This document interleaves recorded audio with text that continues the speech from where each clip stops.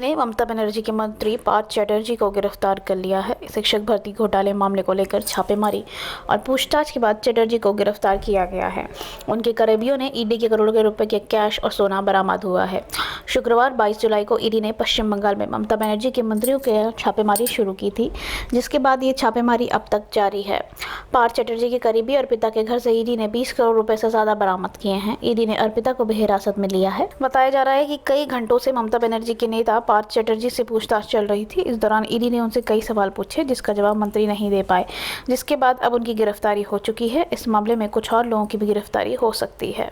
दिल्ली के तिहाड़ जेल में बंद जम्मू कश्मीर लिबरेशन फ्रंट का चीफ यासिन मलिक जेल के अंदर भूख हड़ताल पर बैठ गया है। आतंकी यासिन मलिक का कहना है कि जो उसका मामला विचाराधीन चल रहा है उस पर सही से जांच नहीं की जा रही है, इसलिए वह भूख हड़ताल पर है।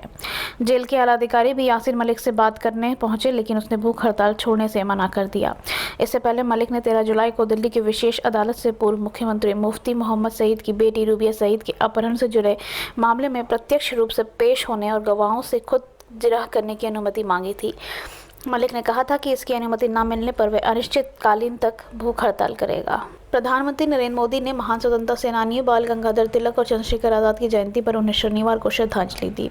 उन्होंने तिलक और आज़ाद को साहस एवं देशभक्त का प्रतीक बताया। मोदी ने ट्वीट किया कि बड़े पैमाने पर होने वाले गणेश उत्सव लोकमान्य तिलक की चिरस्थायी विरासतों में से एक है, जिसने लोगों के बीच सांस्कृतिक चेतना की भावना प्रज्वलित की थी। अपनी एक मुंबई यात्रा के दौरान मैंने लोकमान्य सेवा संघ का दौरा किया था, जिसका लोकमान्य तिलक के साथ घनिष्ठ संबंध है। उन्होंने ट्विटर पर कहा, मैं उस दौर की तस्वीरें भी साझा की हैं। प्रधानमंत्री ने एक और अन्य ट्वीट में कहा कि मैं मां भारती के दोनों महान सपूतों लोकमान्य तिलक व चंद्रशेखर आज़ाद को उनकी जयंती पर नमन करता हूं। ये दो दिग्गज साहस और देशभक्ति के प्रतीक हैं। भारत में एक दिन में कोविड-19 के 21,411 नए मामले आने के साथ ही शनिवार को संक्रमण के कुल मरीजों की संख्या बढ़कर 4,38,58,476 पहुंच गई है, जबकि उपचाराधीन मरीजों की संख्या बढ़कर 1,50,100 हो गई है। केंद्रीय स्वास्थ्य मंत्रालय के सुबह 8 बजे तक जारी किए गए आंकड़ों के अनुसार संक्रमण से 67 और मरीजों की जान गंवाने से मृतकों की संख्या बढ़कर 5,25,957 हो गई है।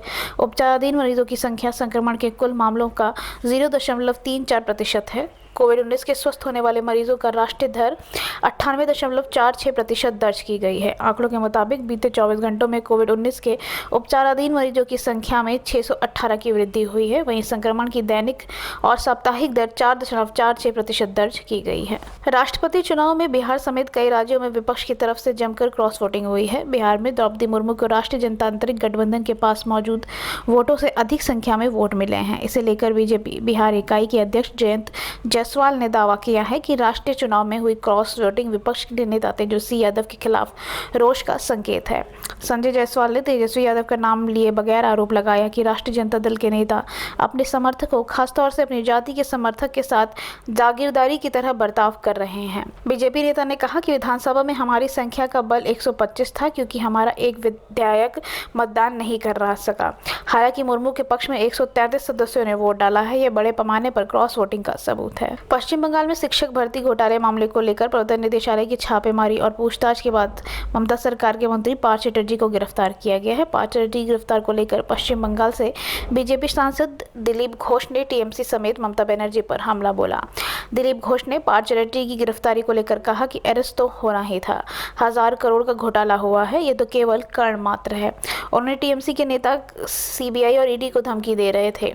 दिलीप घोष ने टीएमसी नेता के करीबी घर से बरामद 21 करोड़ रुपए की रकम को लेकर कहा कि मंत्री के आसपास के दूसरे लोगों ने और कितने करोड़ छुपाए हुए हैं, इसकी भी जांच होनी चाहिए।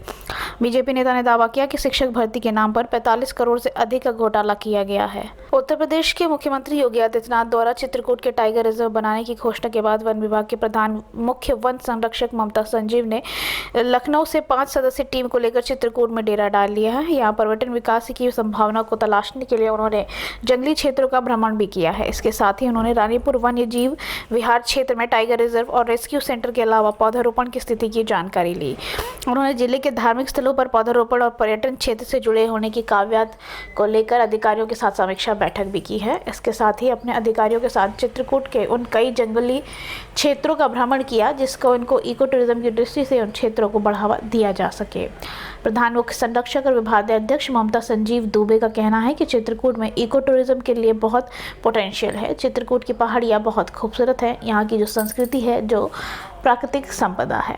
उत्तर प्रदेश में योगी आदित्यनाथ की सरकार बने 100 दिन से ज़्यादा हो गए हैं। ऐसे में सरकार के मंत्री जिले में जाकर सरकार के 100 दिनों का कार्य योजना का बखान कर रहे हैं। राज्य मंत्री स्वतंत्र प्रभारी गिरीश यादव चंदौली जिला के मुख्यालय पहुंचे, जहां उन्होंने प्रेस कॉन्फ्रेंस से बात करते हुए सरकार की नीतियों का जमकर बखान किया। इसके साथ ही उन्होंने समाजवादी के अध्यक्ष और पूर्व सीएम अखिलेश यादव पर भी जमकर हमला किया। गिरीश यादव ने यहाँ कहा, स्थानीय विधायक, डीएम और आला अधिकारियों के साथ बैठक पर जिले के विकास कार्यों की समीक्षा की और आने वाले समय में कैसे जिले को आगे बढ़ाया जाए इसको लेकर भी उनसे बातचीत की। उत्तर प्रदेश के लुलु मॉल में नमाज को लेकर जारी विवाद के बीच सपा नेता आजम खां की प्रतिक्रिया आई है। आजम खां ने कहा, नमाज पर कहीं पाबंदी नहीं है, वो कहीं भी पढ़ी जा सकती है। नमाज कहीं पढ़ा जाए ये बहस का मामला है, क्योंकि फर्क इस बात से पड़ता है कि राजा का दिल कितना बड़ा या छोटा है। सुप्रीम कोर्ट से मिली राहत को लेकर भी आजम खां ने राज्य सरकार को घेरने की कोशिश की है। आजम खां ने कहा कि सुप्रीम कोर्ट के आदेश की अवहेलना हुई है। प्रशासन ने यूनिवर्सिटी की जमीन पर जबरन कब्जा किया है। राष्ट्रपति चुनाव में क्रॉस वोटिंग को लेकर आजम खां ने कहा कि ये वो लोग हैं जो सत्ता से पैसा खाकर बैठे हैं। गौरतलब है कि इस महीने लखनऊ में भारत के सबसे बड़े मॉल यानी कि लुलु मॉल का सीएम योगी आदित्यनाथ ने उद्घाटन किया था। उद्घाटन के कुछ ही दिनों बाद मॉल में कुछ लोग सार्वजनिक तौर पर नमाज पढ़ते हुए दिखाई दिए, जबकि किसी ने वीडियो बना ली और उसे सोशल मीडिया पर शेयर कर दिया। यूपी के हाथरस के पास एक बेकाबू डंपर ने कांवड़ियों को रौंद दिया। इस दुर्घटना में 6 कांवड़ियों की दर्दनाक मौत हो गई है। कांवड़िया हरिद्वार से गंगा जल लेकर ग्वालियर जा रहे थे। घटना में 2 लोग गंभीर रूप से घायल हुए हैं। बताया जा रहा है कि 5 लोगों की मौत घटनास्थल पर ही हो गई थी, बाकी एक ने अस्पताल में दम तोड़ा। एक घायल का आगरा में इलाज चल रहा है। बताया जा रहा है कि कांवड़िया हरिद्वार से गंगा जल लेकर मध्य प्रदेश के ग्वालियर जा रहे थे। हाथरस के सदाबाद थाना क्षेत्र में हाथरस आगरा मार्ग पर बाड़ाहा चौरा के पास ये दुर्घटना हुई है। शुक्रवार और शनिवार की रात करीब 2:30 बजे एक बेकाबू तेज रफ्तार डंपर ने कांवड़ियों के जत्थे को रौंद दिया। इस हादसे में 5 कांवड़ियों की मौके पर ही मौत हो गई थी।